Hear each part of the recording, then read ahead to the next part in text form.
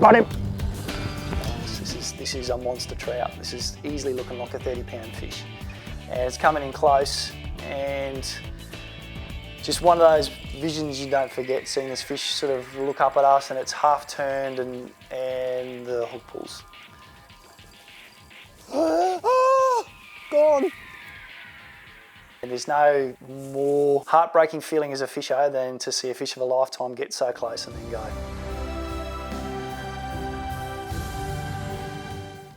Today on the AFN Fishing Show, Nige Webster joins Frank Prokop in New Zealand and puts his Aussie pride on the line. Can they land that elusive 20-pounder? Stick around to find out. Rumours of the world's largest trout in the pristine waters of New Zealand's South Island were compelling. A hydro system like no other in the world lies under the shadow of the majestic Mount Cook.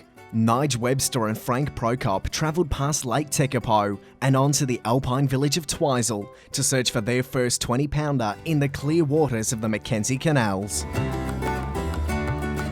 20 years ago, I was really lucky to catch a big trout in mainland Australia. Almost touched the scars of 20-pound, Frank.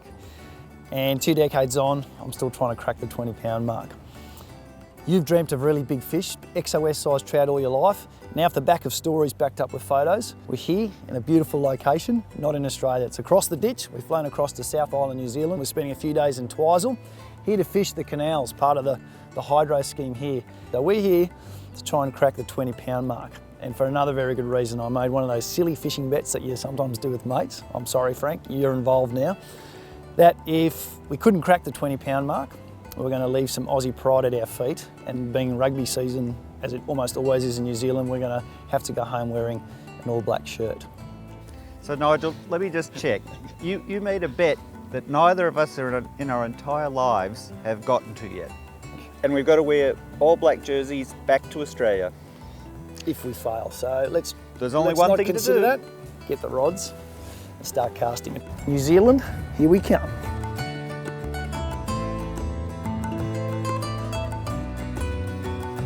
I call Frank my mad fish scientist mate. He's right into the science side of things. He's done a lot on governing bodies, looking after our fisheries, so very interesting guy to go fishing with. But he was there and going there ahead of me, and I was going to go and meet up with him, and both of us wanted nothing more than to tangle with one of these XOS-sized kiwi trout. In 2001, I was diagnosed with a very rare form of cancer, which has entailed 6 major surgeries. I think it's been 2 things that have helped me to get through. One's been the support of my friends and family, and the other one is being able to focus on my recreational fishing. And that's helped me to keep focused, to put into perspective what recreational fishing means, what life means, and how I can cope with my disease, and how I've also, I think, helped other people to cope with similar circumstances. First day promised everything that I hoped it wouldn't. That we did find really tough fishing conditions. We saw fish, we started learning a little bit about them, but trying to get these things to bite was, they were well and truly lockjawed. Massive fish, the size of them just blows you away. Every time you walk up to a water edge and you just see these massive shadows, to start with, you couldn't believe that they're real, having known Australian trout waters the way I do. You get up there and you think you're looking at something artificial. There's something that's a log or a weed, and then these things start to move. And we went home that night going, wow, that's a few thousand casts without a bite. Let's go back to the drawing board to regroup and think about what tomorrow's going to bring. First day in the canals was incredibly tough, and we started working out just what the fish was like and what we were in for. Fortunately for us, we ran into another Aussie who decided to tag along and fish with us for a few days. Good thing with Paul is he built up the belief bank again by showing us how to go away and catch an absolute beauty.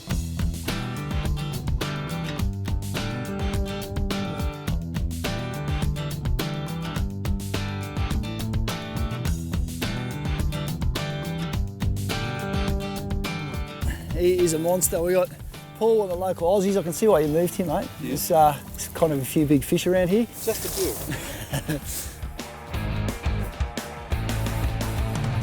A tough first day didn't yield results, but after seeing it done, can the boys adjust their technique and find success on day 2? Find out after the break. Back in Australia, plenty of Aussie cars, driving around, big Kiwi silver ferns and stickers adorning the back windows. Now I've come over here to the land of the long white cloud, heaps of Kiwi cars, nowhere can I see any Aussie flags, stickers or paraphernalia of our own on these cars. So here we have perfect Kiwi high car, nothing on the window. Time to fix this little situation up. How do you go? Cop a bit of that Kiwi high car, bit of that one as well. Start evening up this ratio a little bit. Have a crack at that one. One car down, another 2,485,000 to go. Before coming to New Zealand, did a bit of research on the type of waters we're going to be fishing, and they're flowing from moderate to high levels and a range of different water depths. So to get lures to fish, I thought I have to come with something versatile. There's only so much you can pack into the suitcase. So soft plastics were a big part of what I packed, and with them, a lot of different weighted systems in the way of jig heads. The key is all about the soft plastic and then finding the right style plastic and the right size to get fish to bite, and that's where the experimentation and really one of the joys of fishing comes, in terms of trying to work out the pattern and getting that sense of satisfaction when it does start to work in your favour. At the moment I'm throwing a range of 3 to 5 inch style plastics with paddle tails.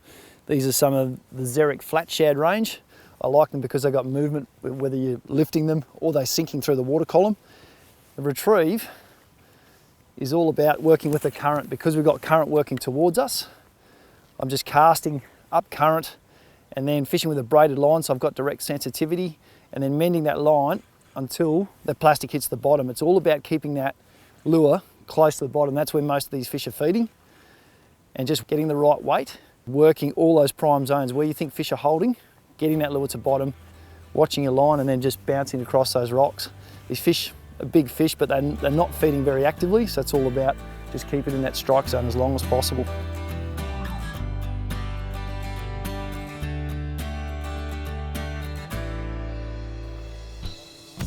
Yeah. Good fish. Oh, what do we got here? I think it's come and crash tackle that. Oh yes. Look at this thing. Look at this. Woo!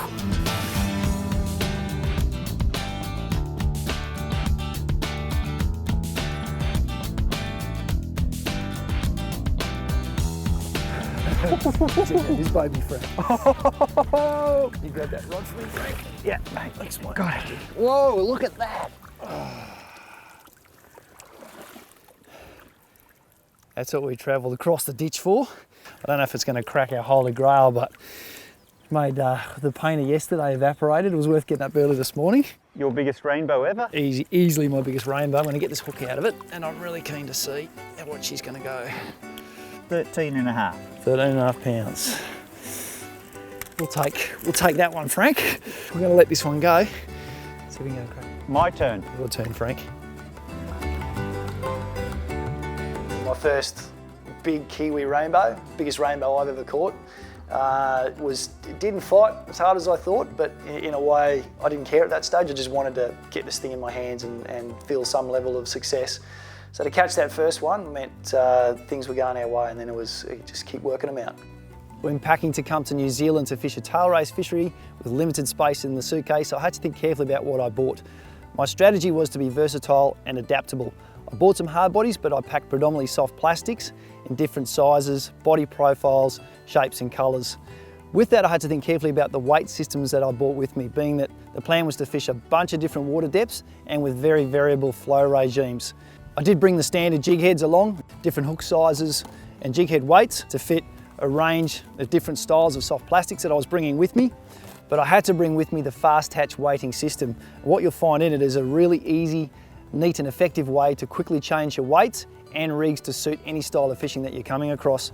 Within the range you'll find things like the X rig. You've got a worm style hook, comes with a weight. If you want to change that weight, you can buy your packs of different weights that you can easily, with a rotational click on system, quickly change your weight to suit different current regimes and depths.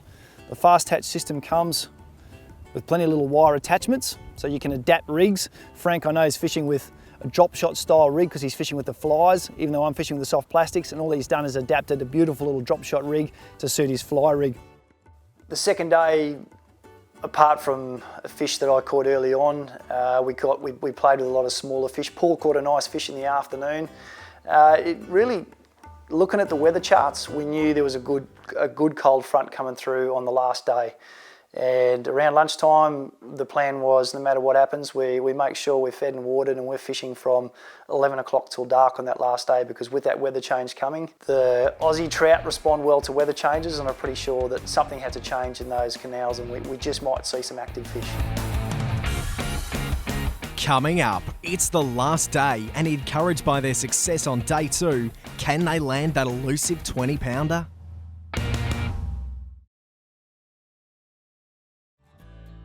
The third day was the day where you just felt something was going to change. We woke up and we knew where the fish were. We had a reasonable pattern as to where they were hanging. Because we got a couple to bite, we went, this is the day. Let's go and give it everything we got for this last day and see if we can turn some tricks. We had a fish just then.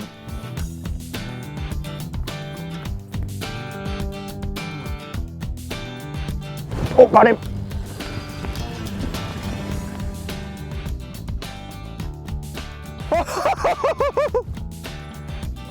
Just saw this gigantic log on the surface and dragged it in front of it. Very rare that the fish you see you can actually hook up on, but this is one, and this is an absolute cracker of a fish. It's taken me a long time to get one of these gigantic otago fish on, but finally, scary stage. Oh, look at that, look at that! Oh.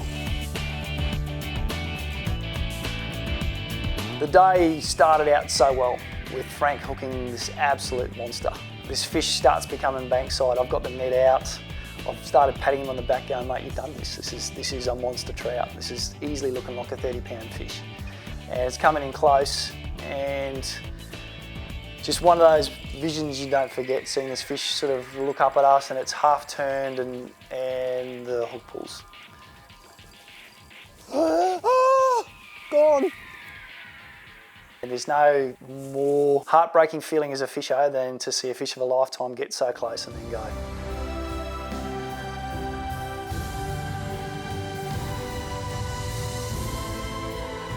Frank's lost his fish, and we try and not chat about it. I just let that one go to the side.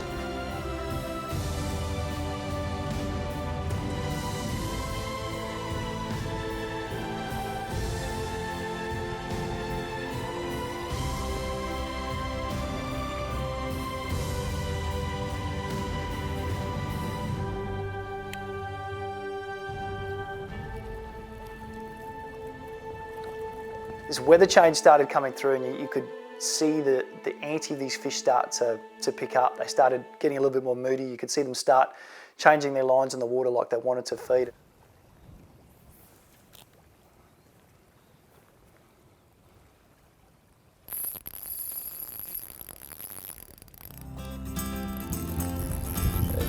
Yes, Frank. I was just hopping across this weed bed and I saw a big flash, and that line just seemed to twitch ever so slightly, and I've lifted and I thought I was snagged for a second. And then it started swimming and I'm going to have to chase it. I'm going very light on it. They're like logs, mate. I see it. There's so much weight. Oh, there've been so many casts got into that. My hands are shaking now. I've gone light on the drag just to try and keep those hooks in. There's a really big fish. I got one quick look at it, and it's like a little submarine. Actually, not so little a submarine, it's a big submarine. The weather is cracking into us at the moment. It's great Kiwi, almost gale force stuff. You're having a cast between little gusts at the moment, but hopefully that's made the fish active. Seems one is anyway. There he goes. Woohoo!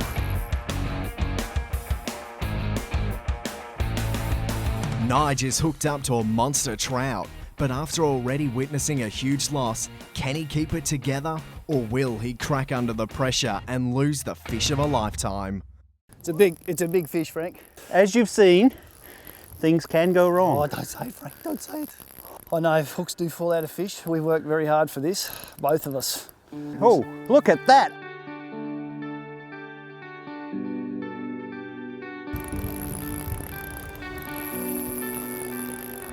Nigel's fish is still winning. We've had him close a couple of times, but Just got to be patient now.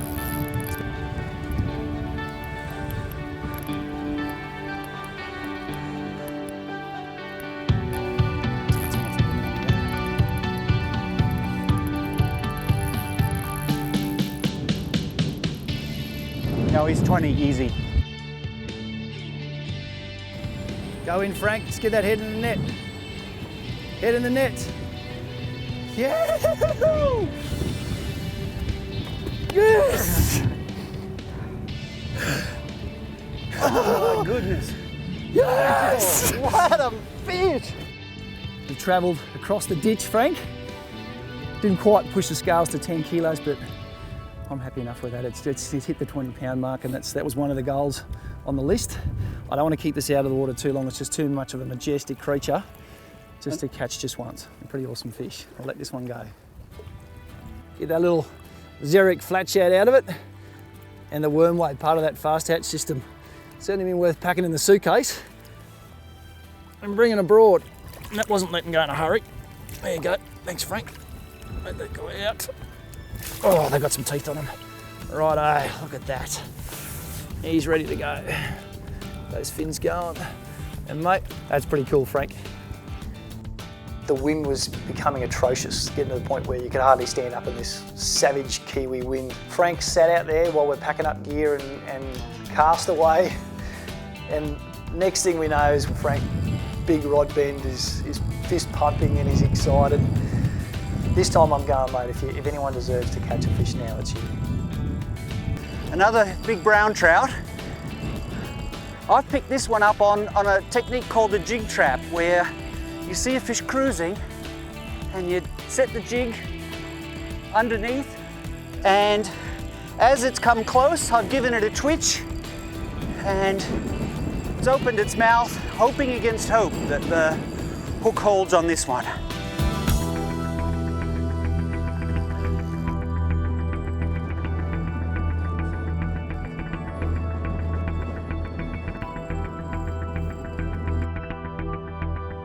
I'm going down because of the wind.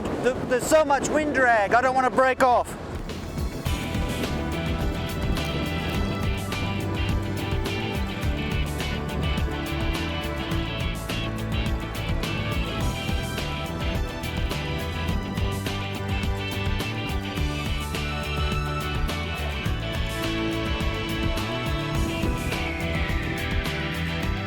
Can you get in?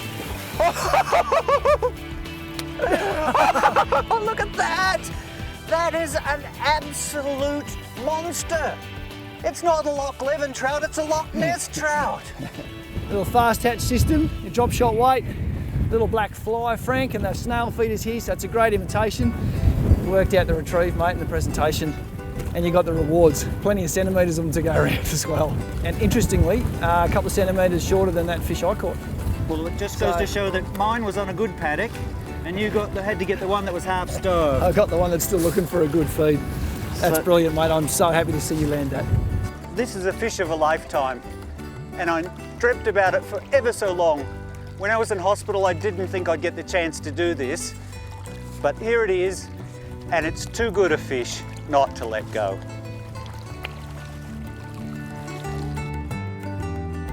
To see those fish just made it so worthwhile, but to be rewarded by those fish, because we didn't have to turn out that way. We were probably 300 casts shy of not catching any fish. It was just the sheer keep casting and trying to work these things out, and then to see that one of mine come on board and then see Frank's hit the bankside was those fishing memories where it all suddenly is worthwhile. The dollars, the plane trips, the planning, to share it with a good mate, to see those visions.